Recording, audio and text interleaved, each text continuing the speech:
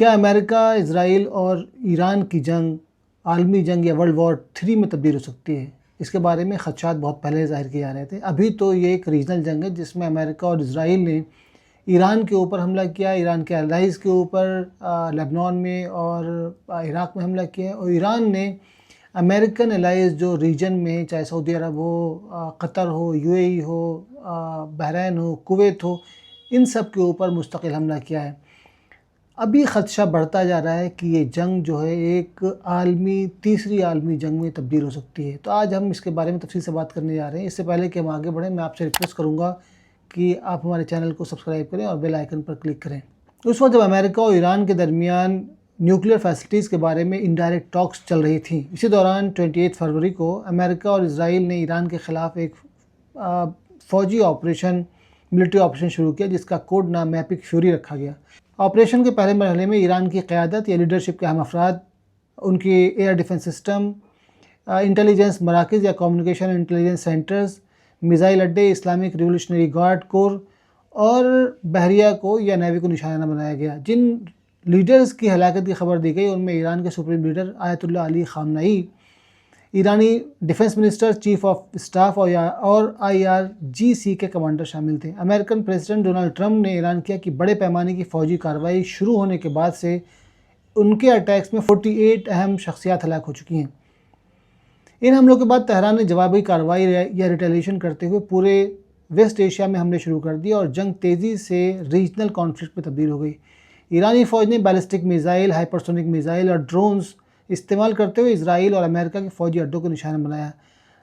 یہ حملے ان ممالک میں موجود امریکن بیسز پر کیے گئے جن میں جارڈن، سعودی عرب، قطر، UAE اور بحرین اور عمان اور دوسرے ممالک شامل ہیں۔ اسی دوران اسرائیل نے حزب اللہ کے حملوں کو ایک جواز بنا کر لبنان میں فوجی کارروائی شروع کی۔ اسرائیلی وزیر دفاع یا ڈیفنس منسٹر اسرائیل کاٹز نے اعلان کیا کہ وزیر اعظم نیتن یاہو نے اسرائیلی فوج کو لبنان میں مزید آگے بڑھنے اور اہم اسٹریٹجک مقامات پر قبضہ کرنے کی اجازت دی ہے۔ 1991 کی گلف وار اور 2013 کی عراق اور افغانستان کی جنگوں کے بالکل خلاف اس بار پینٹاگن نے گلف میں موجود عرب الائز کے فوجی اڈوں کو آگے سے حملہ کرنے کے پلیٹ فارم کے طور پر یا فارورڈ اٹیک پلیٹ فارم کے طور پر استعمال کیا ہے۔ امریکہ اور اسرائیل کے درمیان بالکل صاف طور پر ڈویژن آف لیبر یا واضح تقسیم کام کی دکھائی دے رہی ہے۔ امریکہ نے ساؤتھ اور سینٹرل ایران میں میزائل اڈوں اور لانچنگ پیڈز کو تباہ کیا، جبکہ اسرائیل نے ناردرن ایران پر توجہ دی۔ اسرائیلی فضائیہ نے مغربی ایران کے ایئر ڈیفنس سسٹم کو تباہ کرنے کے لیے 200 فائٹر جیٹس تعینات کیے۔ دوسری طرف امریکہ نے حملوں کی پہلی لہر میں ریولیوشنری گارڈ نیوی کو نشانہ بنایا تاکہ ایران اسٹریٹ آف ہارمز میں انٹرنیشنل شپنگ لین اور امریکن جہازوں پر جوابی کارروائی نہ کر سکے۔ ڈونلڈ ٹرمپ کے مطابق اس آپریشن میں 9 ایرانی جنگی جہاز اور جو لیٹسٹ انڈیکیشنز کے مطابق تقریباً 20 ایرانی جو وار شپس ہیں وہ نشانہ بنائے گئے اور تباہ کیے گئے ہیں، جبکہ باقی جہازوں کو بھی نشانہ بنایا جا رہا ہے۔ انہوں نے یہ بھی کہا کہ ایران کا نیول ہیڈ کوارٹر تقریباً پوری حد تک تباہ ہو چکا ہے۔ ان ڈیولپمنٹ کے دوران امریکہ اور اسرائیل ایران کے اندر سیاسی اپوزیشن کو مضبوط بنانے کی کوشش کرتے نظر آ رہے ہیں۔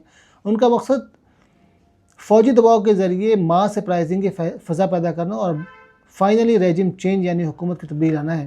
امریکن اور اسرائیلی انٹیلیجنس ایجنسیز، IRGC، باسیج، حزب اللہ، قدس فورس، پراکسی فورسز اور دیگر سیکورٹی اداروں کو ہتھیار ڈالنے پر مجبور کرنے کی کوشش کر رہے ہیں۔ اس اسٹریٹجی میں انٹرنل ٹرموائل اور ٹروجن ہارس استعمال کر کے ملک کو تقسیم کرنا شامل ہے۔ لیکن امریکن عوام جنہوں نے 1991 اور 2003 کی جنگوں کی پوری حمایت کی تھی، اب ایک اور جنگ کی حمایت کرنے میں ہچکچاہٹ محسوس کر رہے ہیں۔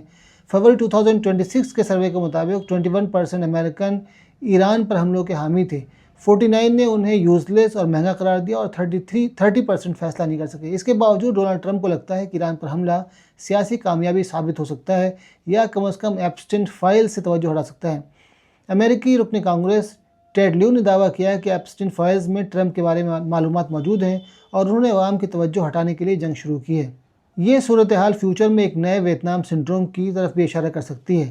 ادھر امریکہ نے سعودی عرب اور کویت میں اپنے ایمبیسیز بند کرنا شروع کر دیے ہیں اور امریکن شہریوں کو 14 ممالک چھوڑنے کا مشورہ دیا گیا ہے۔ یہ ڈیسیژن ایرانی میزائل حملوں سے ہونے والے نقصانات اور پہلی بار F-15 لڑاکا طیاروں کے اپنے ہی F-18 طیاروں کی فائرنگ سے تباہ ہونے کے بعد کیے گئے ہیں۔ ایران نے اپنی جوابی کارروائی صرف اسرائیل تک محدود نہیں رکھی بلکہ خلیجی ممالک میں موجود امریکی فوجی اڈوں اور سائپرس میں برطانوی اڈوں کو بھی نشانہ بنایا ہے۔ ایرانی فارن منسٹر عباس اکراچی نے کہا ہے کہ ایران اپنے پڑوسی ممالک پر حملہ نہیں کر رہا بلکہ ان ممالک میں موجود امریکن فوجی موجودگی کو نشانہ بنا رہا ہے۔ لیکن ایرانی حملوں میں گلف سٹیز کی اونچی ہائی رائز بلڈنگز، بندرگاہیں اور تیل کے بنیادی یا آئل انفراسٹرکچر بھی متاثر ہوئے ہیں۔ ایران نے خاص طور پر بحرین میں موجود امریکن ففتھ فلیٹ کو تباہ کرنے پر توجہ دی ہے۔ اس بحری اڈے میں شامل ہیں جنگی جہاز یا وارشپ، ڈسٹرائرز، سب میرینز، ایئرکرافٹ کیریئر، 15,000 فوجی اہلکار، ہزاروں جدید میزائل، یہ سب شامل ہیں۔ سیاسی اور فوجی نقطہ نظر سے ایران کی سب سے بڑی ترجیح اب سروائیول آف دی اسٹیٹ ہے۔ ابتدائی حملوں کے صدمے سے نکلنے اور جنگ کو طول دینے کے لیے ایران ممکن ہے کہ گلف میں ایک نیا ٹینکر وار شروع کرے، جیسا کہ 1980 کی ایران عراق جنگ کے دوران دیکھا گیا تھا۔ اس کا مقصد انرجی کرائسس پیدا کر کے جنگ بندی کے لیے بین الاقوامی یا انٹرنیشنل دباؤ بڑھانا ہو سکتا ہے۔ ایران پہلے ہی خلیجی توانائی کے ڈھانچے کو نشانہ بنا چکا ہے، جن میں سعودی عرب کی راس تنورہ ریفائنری اور قطر کے LNG پلانٹس شامل ہیں۔ اس کے جواب میں قطر نے LNG کی پیداوار بالکل سسپینڈ کر دی۔ اس کے بعد یورپ میں گیس کی قیمتیں تقریباً 50% بڑھ گئیں۔ اگرچہ ایران میزائل حملوں سے اسرائیل کو خاصا نقصان پہنچا چکا ہے اور وہاں پر ہلاکتیں بھی ہوئی ہیں، لیکن ایران کے جو میزائل ذخائر اور لانچنگ کی صلاحیتیں وہ امریکہ کی ایئر سپیریورٹی کے مقابلے میں ایک لانگ ڈران جنگ میں ناکافی ہو سکتی ہیں۔ 12 روزہ جنگ 12 ڈے وار جو پچھلے سال جون میں ہوئی تھی، اس دوران بھی ایران کی ایئر فورس اور ایئر ڈیفنس سسٹم کی کمزوریاں ظاہر ہو چکی تھیں۔ اس لیے ایران ایک روایتی فوجی فتح حاصل کرنے کے لیے نہیں بلکہ ریجیم سروائیول کے لیے جنگ لڑ رہا ہے۔ رپورٹس کے مطابق چین ایران کو سگنلز انٹیلیجنس اور سیٹلائٹ میپنگ یعنی سیٹلائٹ ٹیرن میپنگ فراہم کر رہا ہے۔ 500 سے زیادہ سیٹلائٹس پر مشتمل نیٹ ورک کے ذریعے ایران پرشین گلف میں امریکن نیوی کی نقل و حرکت کو ریئل ٹائم میں ٹریک کر سکتا ہے۔ دنیا بھر میں اس جنگ پر تشویش پائی جا رہی ہے۔ ترکی جو ایران کا پڑوسی ملک ہے، اس جنگ پر قریبی نظر رکھے ہوئے اور ڈپلومیٹک سالوشن کے لیے سب سے رابطے میں ہے۔ یونائٹڈ نیشنز، نیٹو اور یورپین ممالک نے جنگ ختم کرنے کا مطالبہ کیا ہے۔ چین نے دعویٰ کیا ہے کہ ایران پر حملہ شروع سے ہی ویل پلانڈ تھا اور اسٹریٹ آف ہرمز دراصل امریکہ نے بند کی ہے، ایران نے بند نہیں کی۔ بیجنگ کے مطابق ڈونلڈ ٹرمپ نے پہلے ہی وینیزویلا کا تیل حاصل کر لیا تھا کیونکہ انہیں ویسٹ ایشیا میں انسٹیبلٹی کا اندازہ تھا۔ ایران خلیجی ممالک کے توانائی کے ڈھانچے پر یعنی انرجی ریسورسز پر حملہ بڑھا سکتا ہے تاکہ انٹرنیشنل مارکیٹ پر دباؤ ڈال کر امریکہ کو جنگ بندی پر مجبور کیا جا سکے۔ اس سے گلف کنٹریز کو براہ راست جنگ میں شامل ہونے کا خدشہ ہو سکتا ہے۔ ایران پرشین گلف میں تیل اور گیس کی جو ترسیل ہے یا اس کے موومنٹ کو متاثر کر سکتا ہے اور توانائی یا انرجی کی قیمتوں کو امریکہ پر اکانومک دباؤ بنانے کے طور پر استعمال کر سکتا ہے۔ ٹرمپ پہلے ہی امریکی نیوی کو ہدایت دے چکے ہیں کہ وہ اسٹریٹ آف ہرمز میں تیل بردار جہازوں کو اسکارٹ کرے اور جہاز کے لیے انشورنس پرووائڈ کرے۔ یہ ایک نئے ٹینکر وار کی شروعات ہو سکتی ہے۔ یونائٹڈ نیشنز کے چارٹر کے آرٹیکل 2 کے تحت اس جنگ کی قانونی حیثیت بہت ہی زیادہ کنٹروورسیل ہے۔ یہ جنگ ویسٹ ایشیا میں افراتفری پیدا کر سکتی ہے، ہزاروں شہریوں کی جان لے سکتی ہے اور فیوچر میں امریکی شہریوں کے خلاف انٹرنیشنل ٹیررزم کے حملوں کا باعث بن سکتی ہے۔ امریکہ ایران کے خلاف بڑے پیمانے پر مزید حملے شروع کر سکتا ہے اور زمینی فوجی بھیج سکتا ہے۔ ایسی جنگ پوری ویسٹ ایشیا میں لانگ ٹرم انسٹیبلٹی پیدا کر دے گی۔ اگرچہ نتنیاہو نے کہا ہے کہ یہ اینڈلیس وار نہیں ہوگی، لیکن لیبنان میں اسرائیلی کارروائیاں اور سائپرس میں برطانوی اڈوں پر ایرانی حملے جنگ کو مزید پھیلا سکتے ہیں۔